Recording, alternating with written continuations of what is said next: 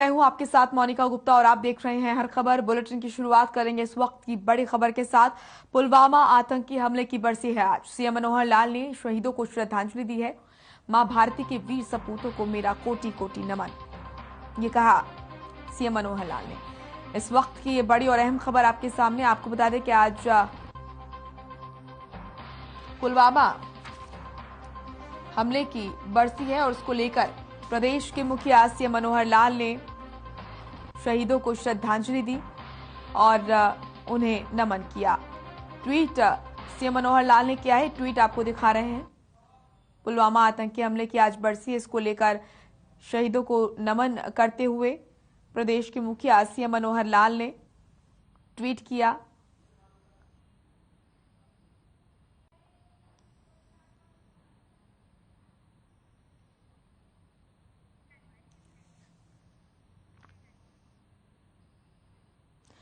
देश में कोरोना के मामले हर रोज घटते नजर आ रहे हैं, जिसके चलते एक दिन में कोरोना के 34,113 नए मामले सामने आए हैं और 346 कोरोना मरीजों की मौत हुई है। वहीं देश में एक दिन में 91,930 लोगों ने कोरोना को मात दी है। अगर बात करें कोरोना के रिकवरी रेट की, तो देश में कोरोना का रिकवरी रेट 97.68% पहुंच गया है। फिलहाल देश में 4,78,000 से ज्यादा कोरोना के मामले एक्टिव हैं।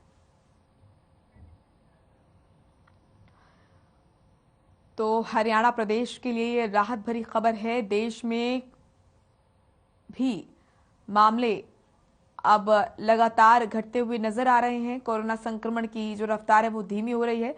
वहीं इसके साथ प्रदेश में भी अब राहत मिलती हुई नजर आ रही है और अब लगातार रिकवरी रेट जो है वो बढ़ रहा है और संक्रमण जो है इसका वो उसकी रफ्तार धीमी होती हुई नजर आ रही है। तो देश में कोरोना से राहत मिलती हुई नजर आ रही है। फिलहाल ये ताजा अपडेट आपके सामने।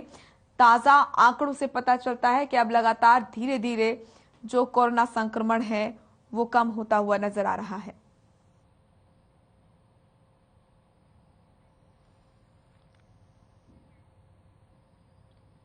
हरियाणा में कोरोना से राहत मिलती नजर आ रही है, जिसके चलते प्रदेश में एक दिन में 838 कोरोना के नए मामले सामने आए हैं, जबकि 1,146 लोग कोरोना से ठीक हुए हैं और 7 लोगों ने कोरोना के चलते अपनी जान गंवाई है। वहीं प्रदेश में कोरोना का रिकवरी रेट 98.25% हो गया है। गुरुग्राम में 297, पलवल में 112, फरीदाबाद में 51 तो हिसार में 34 नए मामले सामने आए हैं। हरियाणा में काबू में है कोरोना। आपको बता दें कि कोरोना संक्रमण की रफ्तार प्रदेश में धीमी होती हुई नजर आ रही है और लगातार जो रिकवरी रेट है वो बढ़ता हुआ नजर आ रहा है, जो कि शुभ संकेत है। और ऐसे में बहुत जरूरी है कि आगे भी जो सावधानी है वो देशवासियों द्वारा बरती जाए। कोरोना एप्रोप्रिएट बिहेवियर लगातार जारी रखें और मास्क जरूर लगाएं। बाहर निकले तो स्वच्छता का ध्यान रखें। देश और प्रदेश में कोरोना अब काबू में नजर आ रहा है। लगातार संक्रमण की जो रफ्तार है वो धीमी हो रही है।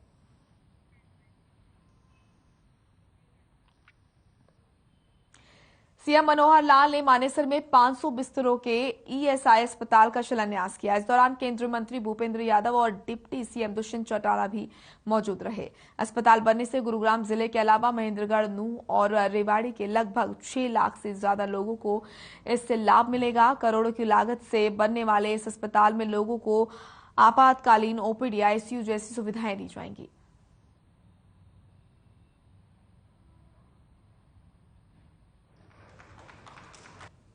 आज का ये अवसर ईएसआई के इस 500 बेड के अस्पताल का मात्र शिलान्यास का ये अवसर नहीं है।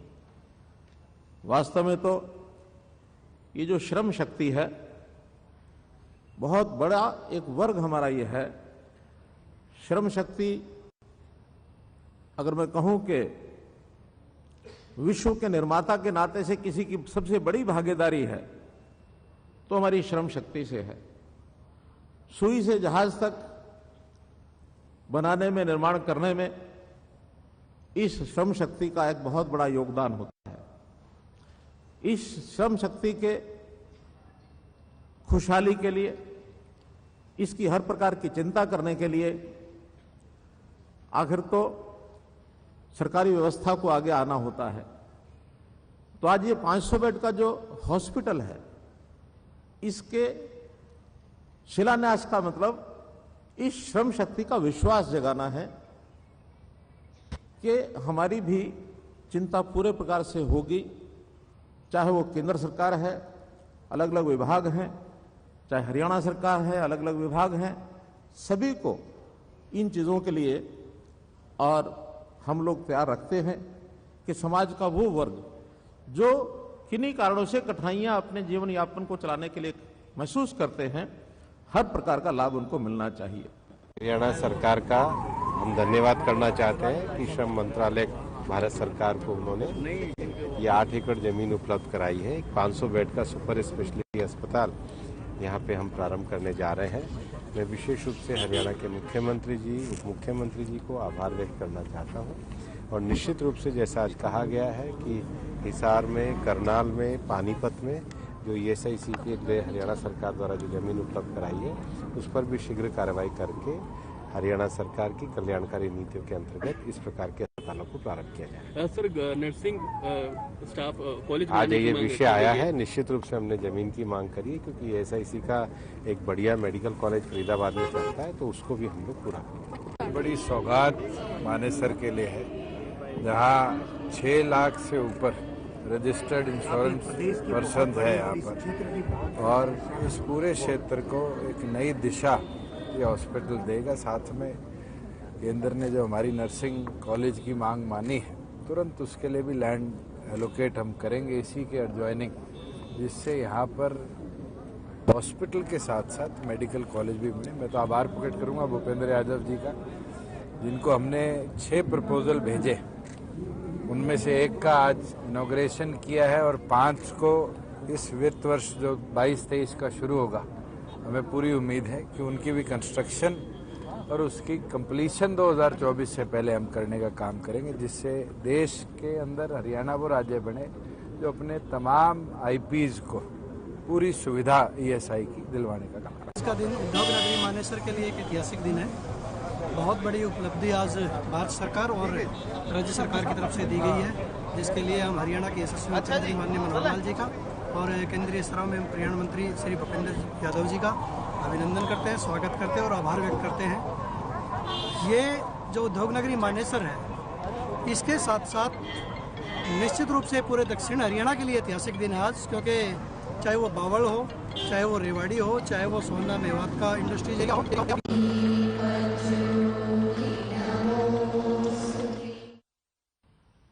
वहीं मानेसर को ESI की सौगात देने के बाद मुख्यमंत्री मनोहर लाल नूंह पहुंचे, जहां उन्होंने जल संरक्षण कार्यक्रम में लोगों को संबोधन करते हुए फिरोजपुर छिरका में एक परियोजना की शुरुआत की है, जो बिना किसी नदी या नहर के इलाके में पानी की समस्या दूर करेगी। वहीं उन्होंने बताया कि यहां पानी का स्तर बहुत कम है और जो पानी है वो भी खारा हो गया है, इसलिए यहां पानी के लिए 263 करोड़ रुपए की योजना बनाई। इस योजना के लिए मुख्यमंत्री 50 लाख की सहायता देंगे। साथ ही सीएम ने कहा कि ऐसी योजना के लिए हमें जन भागीदारी सुनिश्चित करनी होगी। केवल यहां नहीं बल्कि शिवालिक, अरावली सभी श्रृंखला में भी बांध बनाने को लेकर काम करेंगे।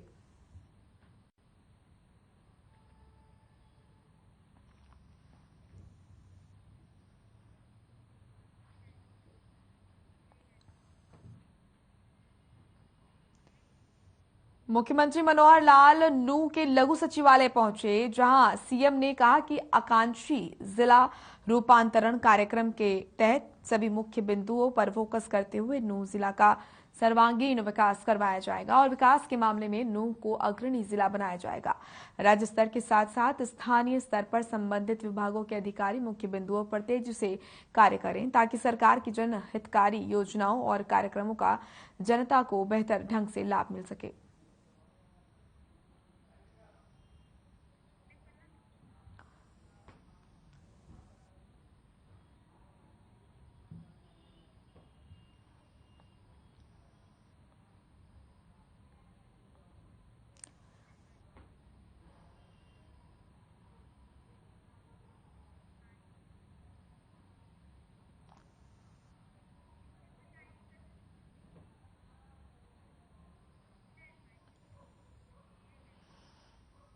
हरियाणा के उप मुख्यमंत्री दुष्यंत चौटाला गुरुग्राम जिले के फर्रुख नगर पहुंचे और यहां पर उन्होंने पंजाबी मोहल्ले में स्थित सरकारी अस्पताल के पास एक जनसभा को और खुले दरबार का आयोजन किया, जिसमें उन्होंने अपने कार्यकर्ताओं को संबोधित किया, साथ ही लोगों की समस्याओं को सुना।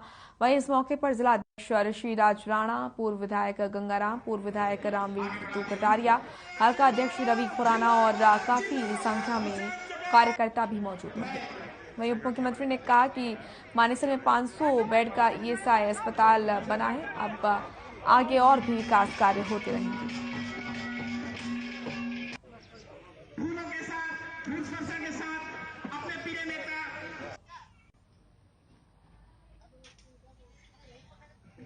जननायक जनता पार्टी के संगठन को बढ़ाने के लिए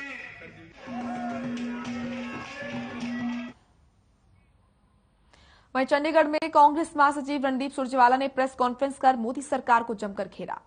इस दौरान उन्होंने कहा कि मोदी सरकार की स्कीम है बैंक में घोटाला।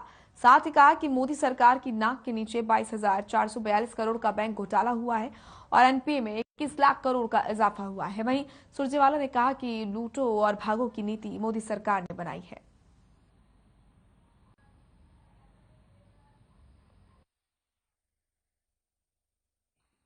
22,842 करोड़ रुपए का मोदी सरकार की नाक के नीचे और उनकी प्रत्यक्ष और परोक्ष सहमति से घटित हुआ है।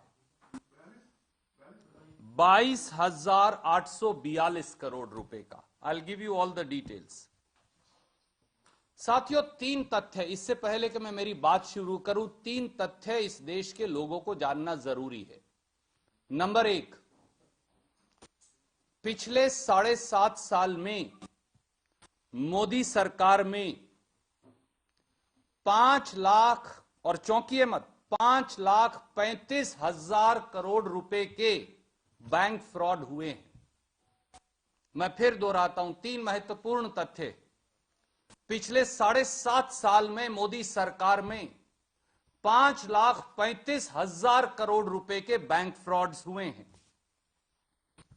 पिछले 7 साल में मोदी सरकार में बैंकों ने देश के लोगों की 8,17,000 करोड़ रुपया राशि बट्टे खाते में डाल दी।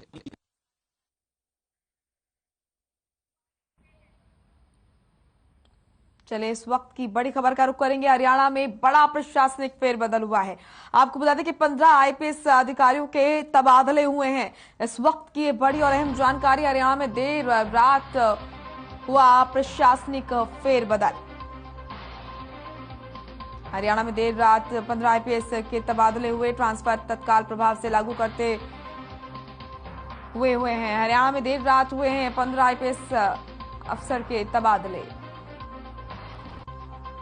कला रामचंद्रन बनी गुरुग्राम की नई पुलिस अधिकारी। हरियाणा में देर रात हुए 15 आईपीएस के तबादले, बड़ी और अहम जानकारी। हरियाणा में बड़ा प्रशासनिक फेरबदल हुआ। आपको बता दें कि देर रात 15 आईपीएस के तबादले हुए, ट्रांसफर तत्काल प्रभाव से लागू करने के आदेश दिए गए। परिवहन विभाग की प्रधान सचिव थी कला रामचंद्रन, जो कि अब गुरुग्राम में उनको ट्रांसफर किया गया। तो ये बड़ी और अहम जानकारी। हरियाणा में बड़ा प्रशासनिक फेरबदल हुआ। देर रात 15 आईपीएस के तबादले हुए। शिवानी लोहिया हमारी सहयोगी जुड़ चुकी हैं ज्यादा जानकारी के साथ। शिवानी, क्या कुछ जानकारी मिल रही है? देर रात बड़ा प्रशासनिक फेरबदल हुआ। जी मोनिका, जो देर रात जो ये हरियाणा में 15 आईपीएस अफसरों का जो है तबादले हुए हैं, जिसमें गुरुग्राम में जो है कला रामचंद्रन को जो है अब पुलिस कमिश्नर बनाया गया है, और साथ ही जो के राव हैं उनको भोंसी में आईजी रेंज का जो जिम्मा है वो जो है वो सौंप दिया है। और इसके तहत जो है एक बड़ा फेरबदल जो है वो माना जा रहा है। और इसमें जो है 2 अफसर ऐसे हैं जिनको जो है प्रमोट भी किया गया है। और साथ ही अगर बात करें रोहतक की, तो जो बात करें रोहतक की, तो वहां पर जो है ममता सिंह जो है जो करनाल की रेंज की, जबकि करनाल रेंज की आईजी जो ममता सिंह है उनको वो है वहां पर भेजा गया। और सत्येंद्र कुमार और गुप्ता गुप्ता और सथित बालन को जो है, मैं जिस बात कर रही हूँ कि 2 अफसरों को प्रमोट किया गया है, तो उसके तहत जो है सत्येंद्र कुमार गुप्ता और सथित बालन को जो है इसके तहत प्रमोट भी किया गया है। लेकिन सबसे बड़ी बात यह है कि कृष्ण को जो राव है, के राव है, उनको भौंसी का जो आईजी का जिम्मा है वो भी यहाँ पर सौंपा गया है। निका, क्या मुख्य वजह बताई जा रही है शिवानी, आखिर क्यों ये जरूरत पड़ी कि देर रात ट्रांसफर करने पड़े और तत्काल प्रभाव से आदेश जारी किए हैं कि सभी को की पोस्टिंग हो? अगर इसके ये एक मतलब स्वाभाविक जो है नॉर्मल यहाँ पर फेरबदल के तौर पर जो है वो देखा जा रहा है। लेकिन हाँ, ऐसा हो सकता है क्योंकि फिलहाल गुरुग्राम में अभी हाल ही में आपको बता दूं कि उपायुक्त का जो है फेरबदल किया गया। यश गर्ग के बाद अब निशांत यादव जो है वो यहाँ पर उपायुक्त नियुक्त हुए और उसके बाद अब अभी मतलब 2 से 3 दिन ही हुए हैं और उसके तुरंत बाद जो है सीपी का जो पुलिस कमिश्नर का तबादला हुआ है। तो ये कहीं ना कहीं जो है एक बड़ा विषय माना जा सकता है क्योंकि एकदम से सभी जो तबादले हैं वो हो रहे हैं। और फिलहाल वैसे अगर बात करें तो अधिकारियों से या फिर सत्ताधारियों से, तो उनका सिर्फ इतना कहना है कि ये नॉर्मल तबादले हैं। इसका ये किसी कारण से नहीं है, ये नॉर्मल तबादले हैं जो कि बनते भी हैं क्योंकि काफी समय जो है के राव को यहाँ पर 1.5 साल से ज्यादा का समय जो है वो हो गया था। तो ये एक नॉर्मल तबादले की तरह जो है फिलहाल अभी तक देखा जा रहा है। लेकिन जैसे गुरुग्राम की स्थिति चल रही है, चिंता का विषय चल रहा है, कई मुद्दे ऐसे हैं जैसे हाल ही में पुलिस के ऊपर भी फिलहाल सवाल उठे थे जब सेंट्रल पैराडीसों में हुआ था, पुलिस में वहां पर काफी विवाद हुआ था, तो उसको लेकर भी जो है माना जा सकता है और कि ये जो तबादला हुआ है वो उसी कारण से हुआ है। शुक्रिया आपका शिवानी, तमाम महत्वपूर्ण जानकारी के लिए।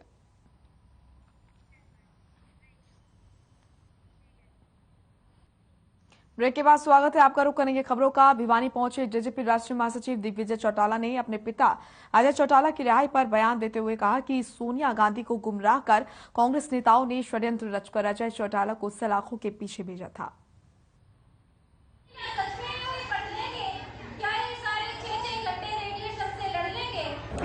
संत शिरोमणि गुरु रविदास जी का 665वां ये उत्सव दिवस, जन्म दिवस है और इसको बड़ी धूमधाम से आज भिवानी के लोगों ने, बाहर से आए समाज के लोगों ने मनाया। संत शिरोमणि ने जो समानता का पाठ हमें पढ़ाया, ऊपर चले जाए, चाहे वो गुरबाणी में हो चाहे और वो अपनी उसमें आज भी प्रस्तुत है। मैं ये मानता हूँ कि वो अमूल्य है और उस अमूल्य चीज को हमें अपने जीवन में धारण करना चाहिए।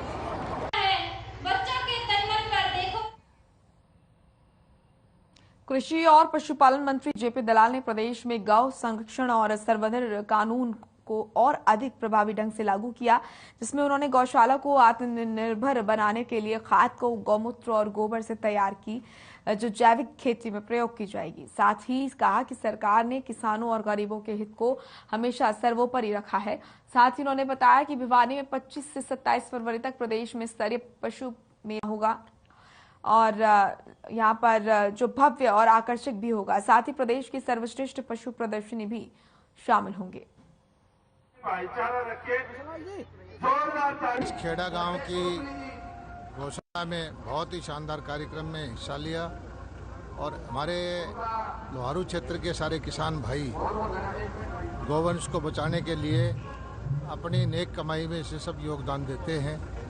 ये बड़ा सौभाग्य का अवसर है कि हमारी जो संस्कृति गौवंश पर आधारित थी, गौमाता की वजह से हमने दूध मिलता था, गौवंश की वजह से हमारी गेहूं, धान या फसलें पैदा होती थी, उसको बचाने में हमारा सारा समाज जुट गया है। मैं सबको बधाई देता हूँ।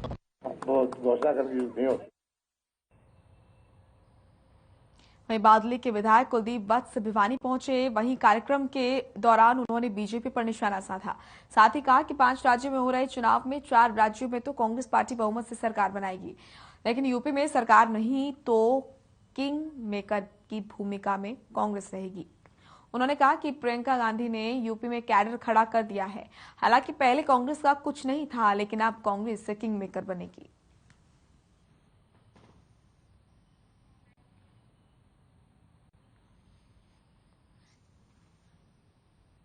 समाज समेत पलवल जिले में अपराधों का सिलसिला लगातार जारी है। मामला शहर थाना क्षेत्र का है, जहां एक महिला के साथ दुष्कर्म का मामला सामने आया है। जानकारी के अनुसार महिला अपने घर में सो रही थी। इसी दौरान न्यू कृष्ण कॉलोनी निवासी कन्हैया घर के मेन गेट से कूदकर घर के अंदर घुस गया और उसने महिला को बरामदे में ले जाकर उसके साथ दुष्कर्म किया, साथ ही उसे जान से मारने की धमकी दी। इतना ही नहीं, मदद के लिए आए पति के साथ भी मारपीट की। वहीं सूचना पर पहुंची पुलिस ने मौके से आरोपी को गिरफ्तार किया। फिलहाल पुलिस मामला दर्ज कर आगे की कार्रवाई में जुट गई है। महिला ने मुकदमा दर्ज करवाया है कि कन्हैया सनोप संजय उसके घर में घुस गए और उसके साथ बलात्कार किया, जिस बारे में मुकदमा नंबर 77 12/2/2022 दर्ज किया हमने और उसकी तफ्तीश जारी है। पुलिस महानिदेशक प्रशांत कुमार अग्रवाल ने रविवार को जिले का दौरा किया। इस दौरान पुलिस महानिदेशक को पुलिस के जवानों ने सम्मान स्वरूप सलामी दी। साथ ही प्रशांत कुमार ने लघु सचिवालय के कॉन्फ्रेंस हॉल में पुलिस अधिकारियों के साथ बैठक की, जिसमें अपराध, कानून और व्यवस्था समेत अन्य मुद्दों से संबंधित विषयों की समीक्षा की। वहीं अपने संदेश में उन्होंने पुलिस फोर्स को टीम भावना और निष्ठा से अपने कर्तव्य पालन करने की अपील की। इतना ही नहीं, उन्होंने पुलिस कार्यशैली और भविष्य की योजनाओं के बारे में विस्तृत जानकारी भी दी। इस मौके पर पुलिस विभाग के आला अधिकारी मौजूद रहे।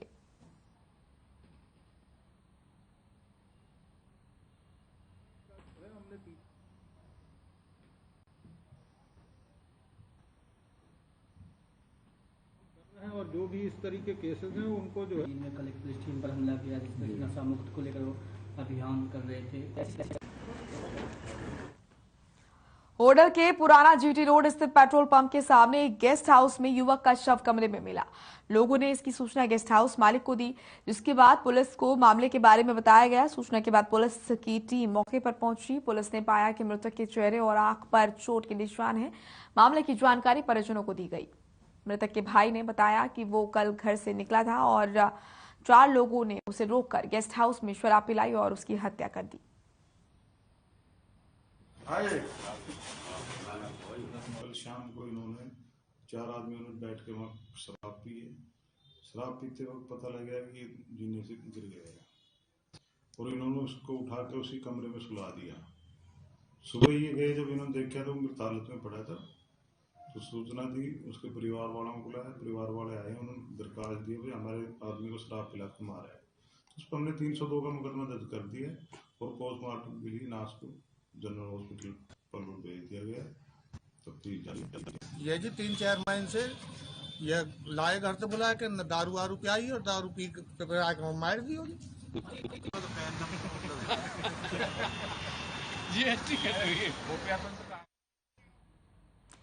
चलिए फिलहाल इस बुलेटिन में इतना ही। आप देखते रहिए हर खबर। नमस्कार।